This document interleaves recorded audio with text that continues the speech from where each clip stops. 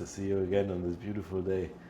And this time with a quote by Tim Ferriss, where he points out the superheroes you have in your mind are nearly all walking flaws who've maximized one or two strengths. Humans are imperfect creatures. You don't succeed because you have no weaknesses. You succeed because you find your unique strength and focus on developing habits around them. So, Ben, which superheroes do you have in mind, and how do you think about maximizing your strengths and becoming an imperfect but perfect human? Great quote, and such a good reminder for a blind spot that we can really commonly fall prey to just by the nature of being in a culture where people naturally show certain sides of themselves. You post the good thing and not the bad thing on social media. You talk about this thing that you tend to be working on that's going well, and there's no necessarily not an intentional scheme of deception going on here, but it nonetheless is totally true that we see the good side of people 99.9% of the time. But we see all of ourselves. And so we see our own good and our own bad. And if we take the wrong lesson from what we see out in the world, and we think that that's actual full encompassing data, including the people that are further ahead on the mountains we're climbing, we might come to the wrong conclusions. And those conclusions being that we really need to be far more perfect than is ever possible. And the reality is that all of us humans are extremely far from perfect. It's honestly comical to watch us bumble around through the world and try to negotiate and navigate with our own minds and the intense limitations of our dopamine system and this wet hardware that was optimized in a completely different environment than the modern world in which we find ourselves. And this quote for me, I think partly because just of my particular path, and also Tim Ferriss is an entrepreneur himself, it does stand out as it relates to pursuing, say, economic paths with skin in the game and entrepreneurship. And the concept he points to, that it's your strengths that cause you to succeed, it's not your absence of any weakness that causes you to succeed, is incredibly true. And having the self-awareness of what is my strength, what is my weakness, is an important starting point for developing a good strategy to succeed at whatever we're doing. Because the gracious thing is, there's 8 billion people on the earth, and we're all a lot different than each other. And so we shouldn't try to spend all of our energy trying to get from bad to mediocre at the 1,000 different things that we're not that good at. We're going to be fighting ourselves, and it's going to be wasted energy. Rather, we live in an age where more and more every year, and to an insane degree right now, if you have some good strengths, you can find all of these ways to leverage these strengths to get you really good results with whatever you want to get. And so that is a much better approach to say that, to look at ourselves, to kind of evaluate and have some open eyeballs at, okay, I'm really good at this stuff, this gives me energy. I'm not good at this stuff, this does not give me energy. Therefore, I want to find ways to get results from these things using forms of leverage that are available in the world, which now AI is one that is insanely abundant to make up for a lot of our weaknesses. But there's also humans, there's also tools, there's also third parties, there's many, many ways that we can supplement our own efforts with other tools, systems, and sources of energy. And by doing so, we can take our strengths and leverage them far further. And that is a much, much better strategy than just trying to be a subsistence farmer that's good enough at everything and lean completely on ourselves. At least this is how I think about it. How are you thinking about strengths and weaknesses, perhaps how to identify them and create a life strategy based off of what we find out? Well, great points and great question. You pointed out that strength can be a lever. Like you can move so many heavy things in a more effective manner if you utilize that what you're good at. And if you do that, you will have to invest much less energy and creativity to have an outcome which is much more than you would gain from when somebody who is not strong at the thing in question would have been able to produce. So this is a thing of economics as well as a thing of personal fulfillment. We all want to be perfect, but there's too many things to do. Therefore, we have to decide, what do we want? What is actually our profile? What is our enough, being good enough at some things, but what is the thing where we come alive when we do it? Like, what is a thing that feels like play to us, but looks like work to others, like Naval coined it? Or like Peter Drucker points also in his book, The Effective Executive, also, I guess, has a whole chapter on it, like making your strength productive. And not only on the individual level it is important, but also on the level of teams.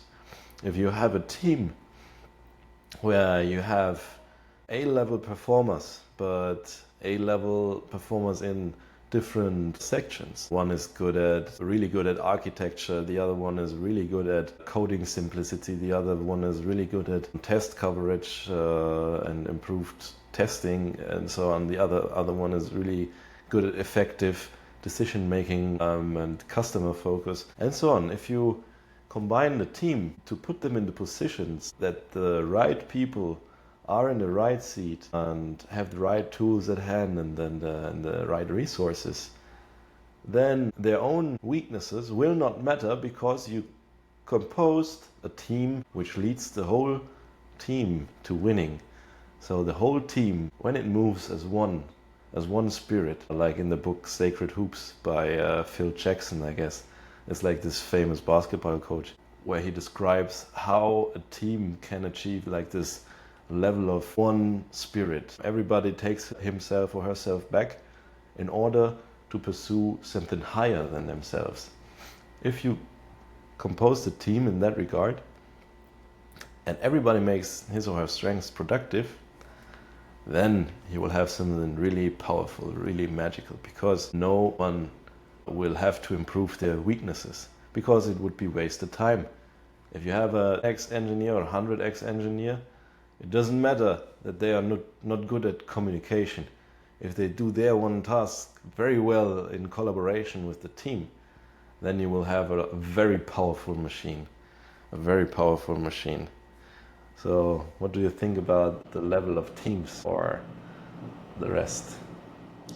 Yeah, it's completely true. And in the real world, you can just see this all over the place. People that are playing at the top of their game don't try to spend 10% of their time playing 10 different games. They develop a strength, they figure out how it can be leveraged, they figure out how it can find product market fit or some equivalent thereof, depending on what the actual pursuit is, and then they find how to leverage it. The opportunities for this and the power of playing to our strengths, finding leverage, and finding ways to backfill our weaknesses rather than trying to do a little bit of this and a little bit of that and a little bit of that. It becomes a better and better strategy every year because of the way that technology is shaping the world, because of the way that the world is being interconnected, etc. If we think about, say, Socrates as a philosopher, he was arguably, or maybe not even arguably, one of the most brilliant minds that has ever existed on the earth. And he completely kick-started an insane momentum in our species' ability to think and understand about the world and about how things work and about ourselves and about various concepts of metaphysics and epistemology. But he literally did not write books. He taught like one room at a time of people, this most brilliant mind of all time. And so somebody that was in Italy when he was teaching in Greece would never have heard his words, even though he was more impressive than any philosopher over there, much less in China, much less in the undiscovered New World, for instance. Whereas today, and then you take 200 years ago, and somebody that was in Germany could write a book in the country of Germany, would love that book if he was the best author in the country. Somebody in Argentina probably never would have heard of this book during the author's lifetime. And now we have an author that writes a book that is the best book on a given subject. It's instantly translated into 60 languages and available all over the world. Distribution has become frictionless and so much more flat than ever. And what this does is it means that if you make the very, very best quality of something, then you have crazy opportunities for leverage and outsized returns. But if you're the 30th best about something, or if you're the best within a small pocket, you no longer have this moat around you like you used to. It goes, the eyeballs, the distribution flows much, much, much, much more to the very, very top.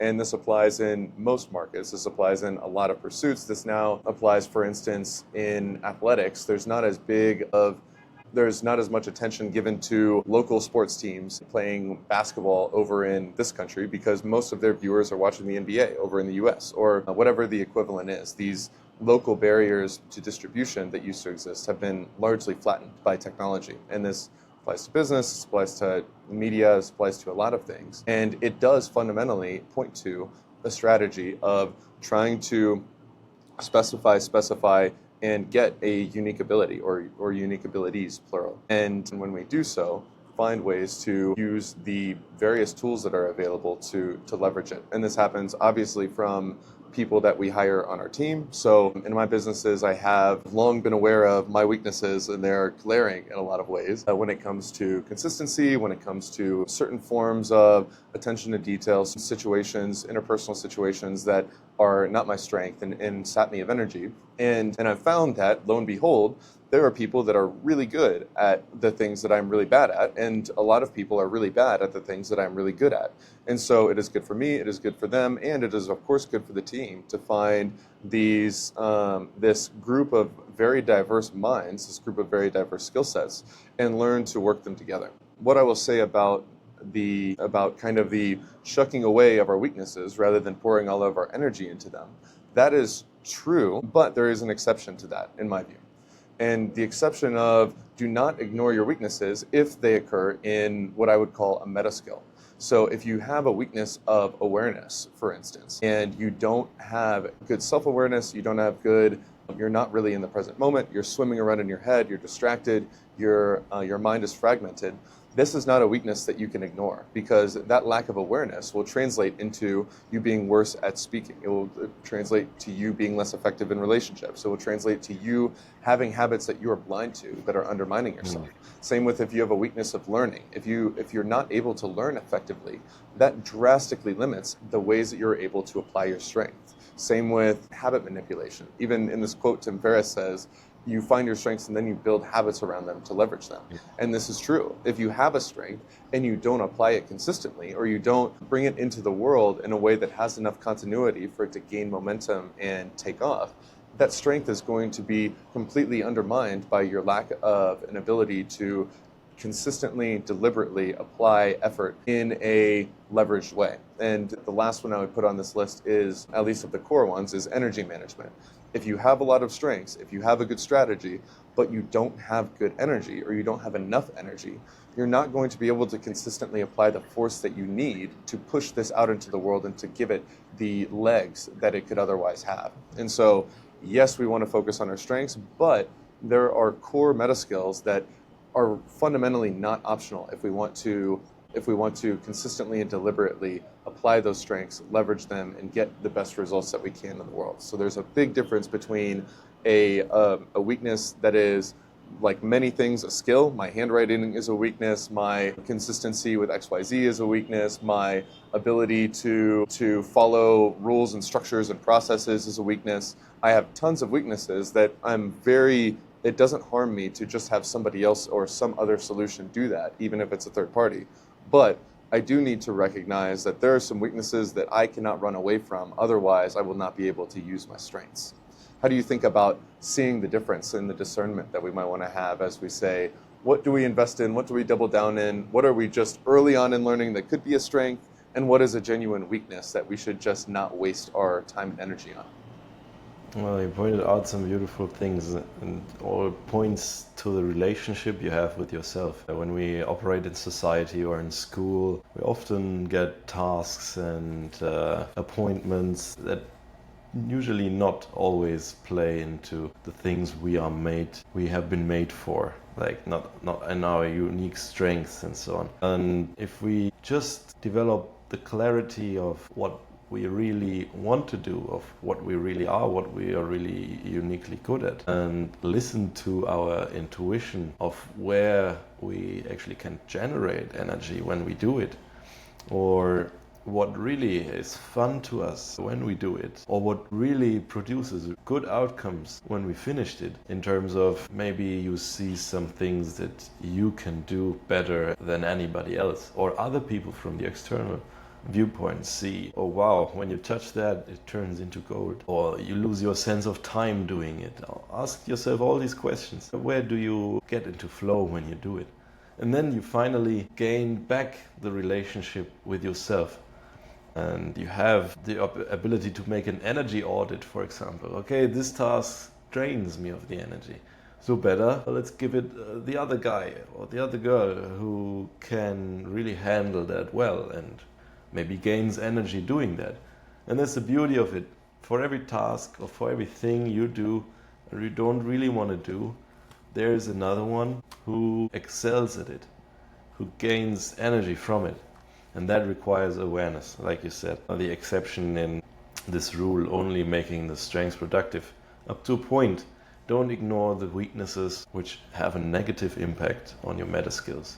It's like this logarithmical relationship. If you neglect the foundation, then your house, which you build on sand, will sink down and fall into the sea again.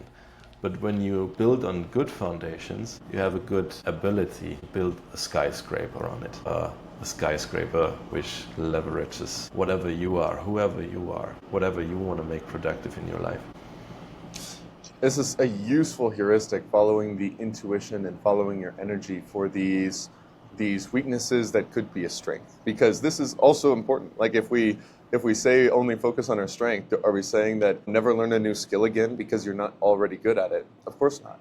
And so how do we recognize what is a weakness that is just a weakness versus a weakness that is only a weakness because we have not spent any energy developing it, when in reality it could be one of our greatest strengths? Because obviously everything that you are good at, everything that I'm good at, we once were not good at. That's just the nature of growth. That's just the nature of learning and the nature of our path. And so I do think that's the best rule of thumb, and awareness is ultimately the meta skill that can enable us to have this discernment on, yeah, this is my first day doing this, but I do find myself drawn to it. My intuition pulls me there. I do think this is something I have a curiosity about and a draw to explore. This could be a strength of mine, and following our energy is a really useful heuristic, and our curiosity as well, because to develop a strength and to develop it in a sustainable way where it doesn't cost us too much to build it, we are so much better off working with ourselves versus against ourselves. If we have a natural curiosity to learn something, then it won't feel like work. To your point, it will feel like play to us, but it will look like work to others. And I can think about tons of shit that I've learned that at the time I was terrible at it because I was just starting, but I was drawn to it. I was soaking it up. I didn't want to put this book down. I didn't want to stop learning about this. And those are the things that in the end I really did become strengths, because to develop a strength, you do have to put energy and consistency and flow into something. And when you're fighting against yourself and you're doing something that your body feels opposed to, it costs you so much to learn that. And when you're doing something that you're naturally drawn to, it can even give you energy, even while you're investing so much energy into this. It's renewable. And on kind of a last note from me on intentions, I think that this is a good invitation to recognize that all of us humans are just rife with issues and problems and insufficiencies and flaws and things that look unsightly to us and things that we are tempted to wish were different, things that we look at somebody else and recognize this strength, and then we look at ourselves and we find it frustrating. This is inevitable. We are such diverse creatures, we have diverse minds, we have completely different life experiences, and it is inevitable that we are going to be really good at some things and we are going to be quite bad at other things. And what is also true is there's no way around this. This is our destiny, to be terrible at some things, to have weaknesses, to have things that we would wish were different, etc., etc. But all humans are like this. And so what this calls us toward, I believe, is a spirit of radical self-acceptance, radical self-love. And that is the foundation, once again, for our best energy, for our best ability to apply good energy to our strengths. If we're constantly judging ourselves, if we're constantly tearing ourselves down because of what we are not, we are unable to build ourselves up with what we are. And if we have this radical embrace, if we recognize that on some level we are divine and we are destined to be exactly as we are in this moment, we are exactly who we are right now. We may be changing, we may be growing, we are right to seek and orient ourselves towards growth in the future, but nonetheless, we should not be spending and wasting our energy at disliking who we are in the now, because we are already here. And with a baseline of self-love and self-acceptance and looking clearly at our flaws, we don't have to lie to ourselves. I don't have to lie to myself and say, I'm good at this thing that I'm terrible at. That's not that useful. But I can say to myself that, yeah, I'm good at these things, I'm not good at these things. That's because I'm a human and I am flawed. I am very imperfect. There's nothing superhuman about me, but I love myself nonetheless. And I trust that I am able to follow myself and do good in the world and manifest my intentions despite the fact that I have these weaknesses, and partly because I am open to the fact that I do have these weaknesses, and I'm going to find an open-eyed, clear strategy to work with who I actually am instead of just resisting and hating who I am. And it's actually, in certain cultures and certain conditioning, this is something that we can lose sight of, the importance of this baseline of self-acceptance and self-love. But this is empowering. This has a real cause and effect. If we are just judging ourselves, it really does have an effect on our energy. And if we want the best things, we should do the things that are within our control to have good energy. And so an acceptance of ourselves, even as we work to grow, even as we work to improve ourselves, is so useful, so healthy, and so beneficial. And so this is an intention I have for this week, both in myself and also I think this is an area where it's helpful for us to hold this intention to point this out to each other. We all lose sight of this in certain ways, and it's helpful to bring ourselves back to a little more reality in our mind, a little more realistic expectations that, yeah, I expect that I will be imperfect in many ways, and I'm cool with that. Any final thoughts from you, my friend? Beautiful. Yeah, man, you pointed to curiosity and do what makes you curious. And also to the superheroes, which are walking flaws. But what actually makes a diamond more valuable than another diamond? Most of them, because they have small imperfections in them, like small encapsulated iron particles make a diamond shine a little bit rosy, and that makes them more valuable even if they have the same weight. So it's about the relatability, about the imperfections, which actually create something like a connection and a relationship. Because nobody would like a superhero who would be without flaws, because then it more probably would be like the supervillain. Because in his own world he has like the most abilities, but the judgment is maybe incorrect. So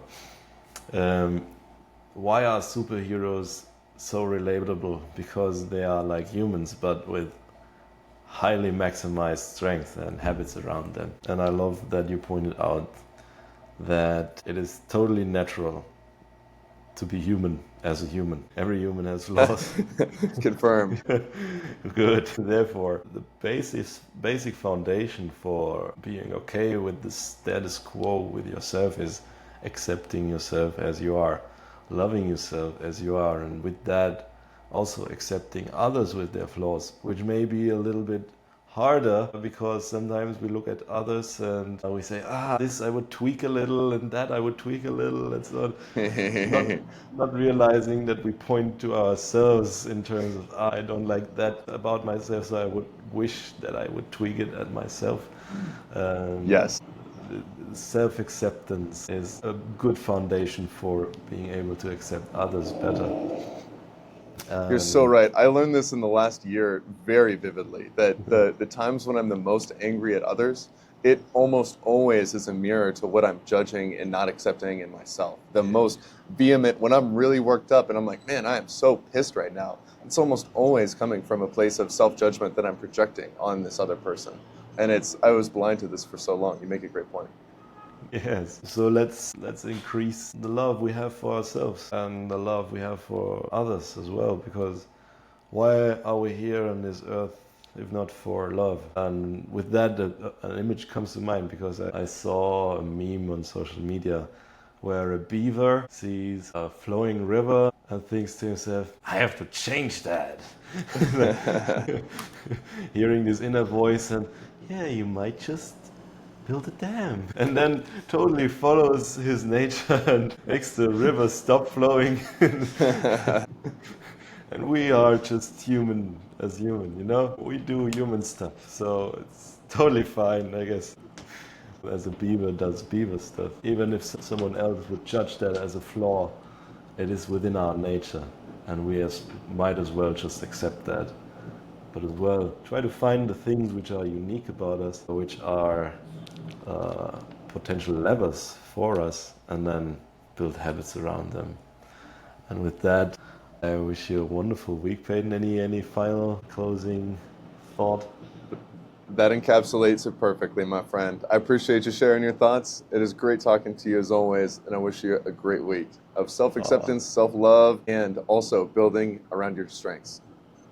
Thank you very much, man. Now, let's go. Let's build the fucking dam. Let's build that dam, baby. Looking forward to it. Talk to you soon, my friend. Peace. Peace.